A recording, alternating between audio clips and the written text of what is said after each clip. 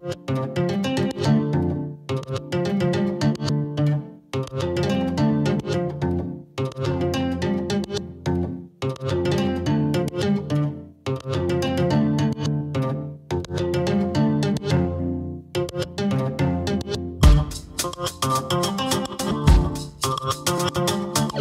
guys, Veronica here. Good morning and welcome to another rousing edition of Greenhouse Notes in the mountain cabin.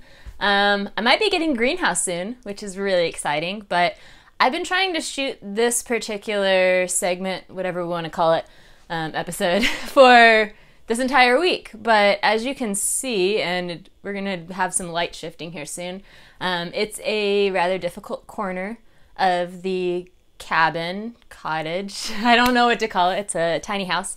It's a rather difficult corner to shoot in because of the immense amount of light that it gets. So as you can see behind me here, the sun is rising. It's I think just after 7:30 in the morning, and the sun will move across this window and across this window all day until it sets. So we basically have this like southeast to west facing window for me to build lots of shelves and grow plants in, which is perfect because that's the sort of light that I'm looking for. So we're going to cover a couple of the bases today as far as where we're at in the season. We're getting close to the end of February. It just went so fast. I think we have a week left now. So really hustling into spring planting season, and I think that we're on a good track right now as far as all of these guys are concerned. I was only gone a little bit over a week this last time. I decided 2 weeks might be pushing it, and I didn't want to lose absolutely everything, so I managed to rearrange my schedule enough that I was testing it out at like, I think it was 8 or 9, maybe 10 days at the most, but I'll put in an insert here for what the plants look like when I got back. There was definitely a little bit of drooping. I had a couple that looked like they were basically done for. I lost some very small Tulsi seedlings. They ran out of water. But all of these little glass guys, what I did before I left, because I was watching them in the days after I posted the last update, rather than filling the water to about where it's at now, I actually filled it up almost to the very top edge, and they were basically bone dry by the time I got back. So a week with those glass containers, definitely pushing it. Again, this space was closed and no AC or heat on, no airflow while I was gone. So if you have any variables like that, it will definitely make a difference. But all that is to say that most things survived, so I was very happy to know I can be gone, a week or so with little baby plants in the windows, and they will survive just fine. A couple of the ones, they're behind me here somewhere, that didn't make it or that are struggling to make it. I had one pepper that really keeled over a lot. It bounced back when I watered it and gave it a little bit of seaweed solution, but it lost all of its top leaves. So it was almost dried out. You can see there in these little like nubbins right here that it might put out some leaves. So I might stick it somewhere outside and see what happens. This oregano also died off. These are just little sage cuttings that I'm trying to get rooted, but not sure that the oregano is going to come back. He was definitely pretty crunchy. Overall, it was less than a 10% loss, so I find that to be a win. Bigger win were these plastic trays. If you're not all about the aesthetics, these guys were in great shape, and some of them even had a little bit of water still left in the bottom. So if you can believe that after a week. But you can see that they're just now starting to really take off and get going. There's too many tomatoes per cell, but that's okay. I kind of leave them like that until they get about this height, actually. When they get about this size, then I'll go in and I'll start selecting and, cutting them out at the base to decide which ones I'm keeping and which ones I'm not. You can separate them, but I have so many seedlings and not enough space at this point, so short of me finding new homes for them, it doesn't make a whole lot of sense. Now you can see the sun's coming up, so it's going to get interesting lighting-wise. These peppers also doing well in the dollar store trays. Yeah, these guys are really kicking it. The Calabrians are just blowing up this year. I haven't seen seedlings pop quite this hard in a while, to be honest, as far as my peppers go. So very excited. Those were saved seeds from Italy. And you can see too, these are not all the same variety of peppers. So every single different variety that you plant is going to grow at a different rate, different sizes and shapes. You can see that the Trinidad perfume right here, they have a lot roughlier leaves. I love that. They remind me a little bit of the ají dulces that I got in Puerto Rico as well. And so just kind of going along and seeing, how they're responding to the environment, as well as what sort of genetics are you working with. So like this guy, I'm going to tag a couple of the Calabrians this year that are really performing well as seedlings and make sure that I save seeds from those peppers because that makes sense to me. So the other ones that I have here, in case you're wondering, there's an Aleppo that's right here. He's finally starting to take off. And then a couple of lemon drops, which they can be a little bit finicky to start. So I'm glad that those ahis are coming through. What else? Because I'm going to try and keep this quick since the light's going to get really weird here in a second and there's going to be like rainbow shooting everywhere.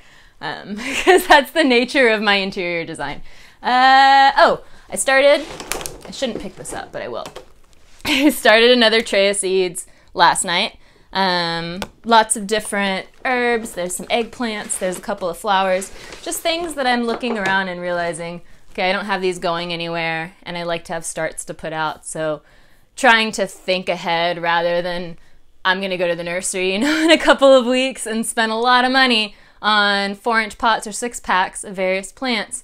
Why not get them started on my ledge? So part of the work that I'm doing with gardening this year to try and help you guys out is working with one seed flat, and I think it's a dozen like mini 6-packs. So it's just the kind you get at the typical big box store, nursery hardware store, and rotating that out. So every 2 or 3 weeks, I basically will reseed that and pull all of the seedlings out, and those seedlings go into 4-inch pots or the little pots, the 3.5s on the windows.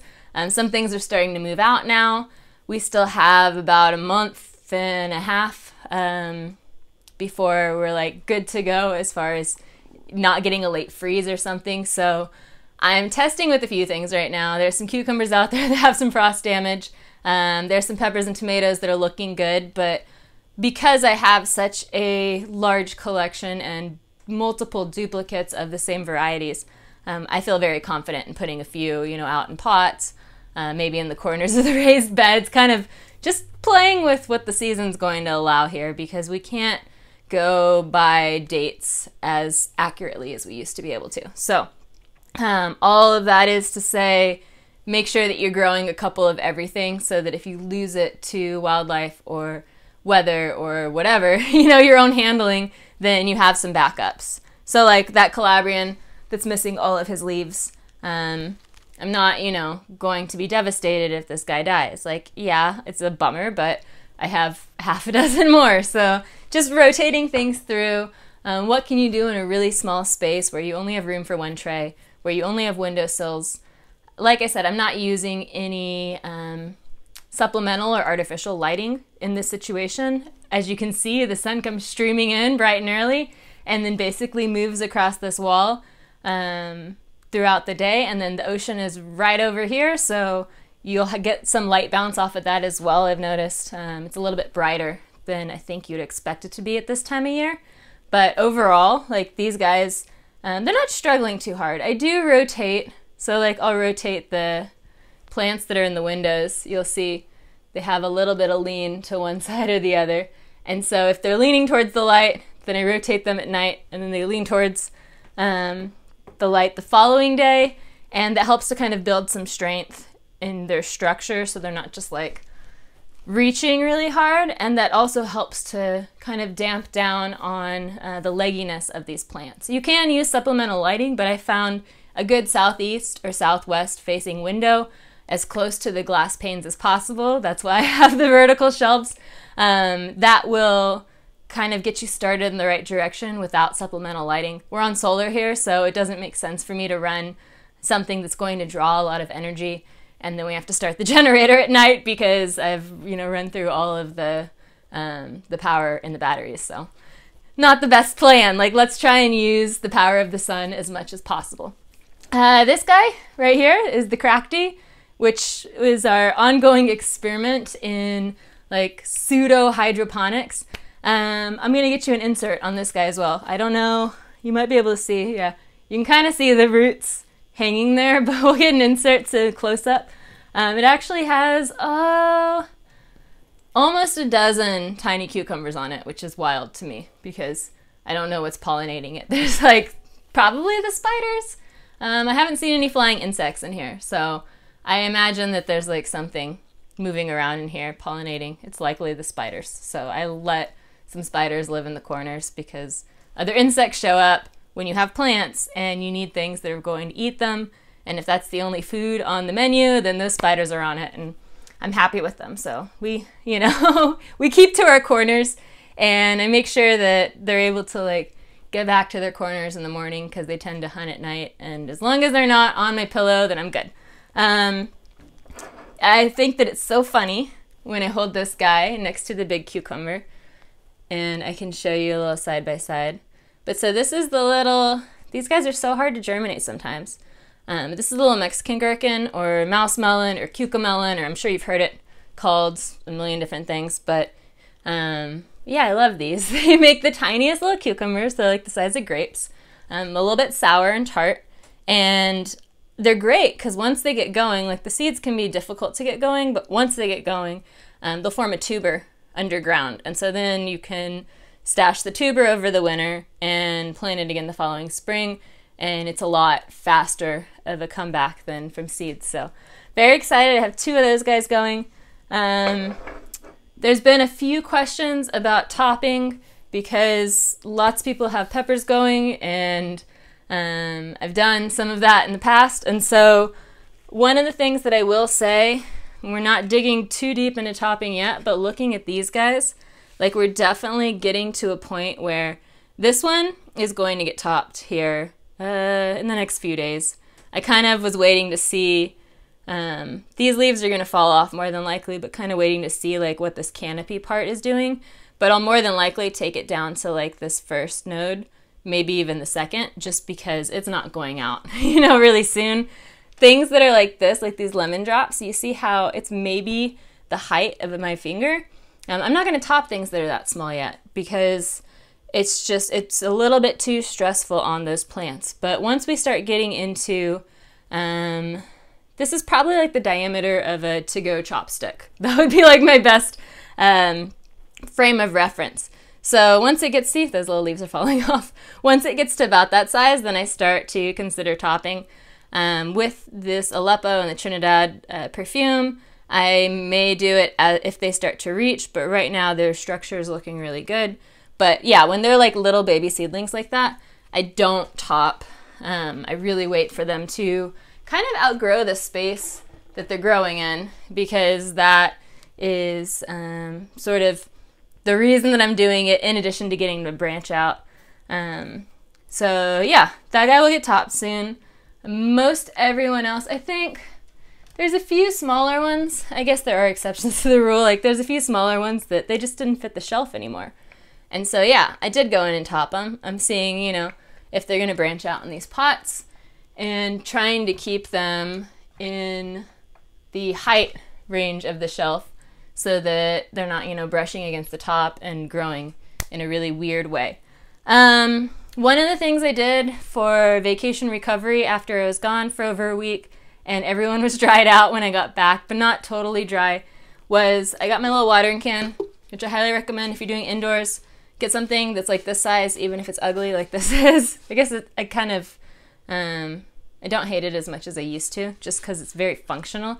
But it's hard to find a little one. But get something that has like a tiny teapot spout. So that if you're working with this size containers, then you're not, you know, dumping this big spray of water on top of all of them and like splashing it about. I like this because I can just fit it into the edge of this container, of these trays, and refill right from the bottom. When I got back, all I did was I put just a little squeeze. This is just seaweed extract. I haven't started any of my Korean natural farming stuff, and I didn't bring any with me because I didn't plan on landing in a domestic space, but I will be starting some Korean natural farming stuff shortly. All I did was I just punch a hole in the foil seal of this. I don't even pull it all the way open because then I can just squeeze just a little squirt. You don't need a whole lot of it. It's very concentrated. You can always add more later, but just enough to like give your plants a boost. I found that to be very helpful in recovery mode and transplanting mode, and so just passing that along if you're not already using seaweed extract, it's a very useful, beneficial thing. I'm trying to think what else, looking around, we were going to cover, and we haven't yet because, as you can see, this light is just, it feels good though. But yeah, I think that's pretty much it for today. It was just like kind of updating on that. Looking at these tomatoes, and I can give you a demo on that really fast. We'll see if the sun cooperates. What I'll do, getting into these guys, and I kind of do it in multiple phases sometimes, but I'll look at this tomato. You see how there's 4, 5 in the cell, and I cut out basically like the smallest, weakest ones just to give the bigger ones a fighting chance. Again, you can pull them out, separate, plant them, but because they're not going out for at least another month, I think it's probably another month, then I'm going to just get ahead of it a little and try and give them a little more space to keep growing in this 4-inch pot because they can't go out yet. I think I might actually, yeah, we'll take out this guy too. So I'll take it down, whoops. We'll take it down to 2 for now, and then I'll see, you know, as these grow over the next week or 2, like which one I'm going to select or kind of push against that wire to last chance to separate them. That's how that's gonna go. I guess we could go ahead and top this Calabrian. It's hard sometimes because like you get this really, so I started all of these, the Calabrians, a handful of the other peppers, and then all of my Italian tomatoes on December 31st. I had a really exciting New Year's Eve sowing seeds at my kitchen table. It was great. I'm serious. It was very exciting. Probably one of the better New Year's Eves where, yeah, just me and some seeds. But so yeah, they've been going for a little under 2 months. What is that? All of January, most of February. So yeah, like 6, 7 weeks now. And so this guy's got some height on him. It's starting to get floppy. I'm a little bit worried it's going to get run into and knocked over and broken. So I think I'm actually going to take it down take it down to this 3rd node. Buy a little top, and I might try to root the little top, but it's not necessary. I have half a dozen of these peppers. So the only reason that I would do it is to have more to give to other gardeners that are up in this area of like Central and Northern California. So maybe some trades in the future, but for now it's more just, you know, keeping things manageable indoors. I don't want to let this get way too long, and I know once again like the light is getting kind of funky. But yeah, if you have, you know, southeast, southwest facing windows, highly recommend building some shelves in them to get some seed starting going. I'm kind of have taken over these ones in the kitchen, but really keeping them well organized and aesthetically pleasing. Hopefully they'll be accepted by, you know, those who I share the space with, because it is taking over a lot of the kitchen. But we're going to get a greenhouse soon. It's in the works. It's in talks. I'm very excited to be testing out potentially testing out a higher wind rated, like plug and play, snap together greenhouse. So yeah, that's exciting. You know, coming soon. We'll still pop in the kitchen every so often because it's cute. But to have an actual greenhouse to do greenhouse notes in is something that I just love. So anyway, if you have any questions, please feel free to leave them in the comment section below. As always, if you like what you see, hit that subscribe button, ding that bell. Do not miss a single episode because I'm coming at you basically every week from now until the end of the season and beyond with something gardening related that you can do indoors or in a very small space for a lot less money sometimes for free. So subscribe, follow me on Instagram at FlavorKit, and until next time, happy gardening.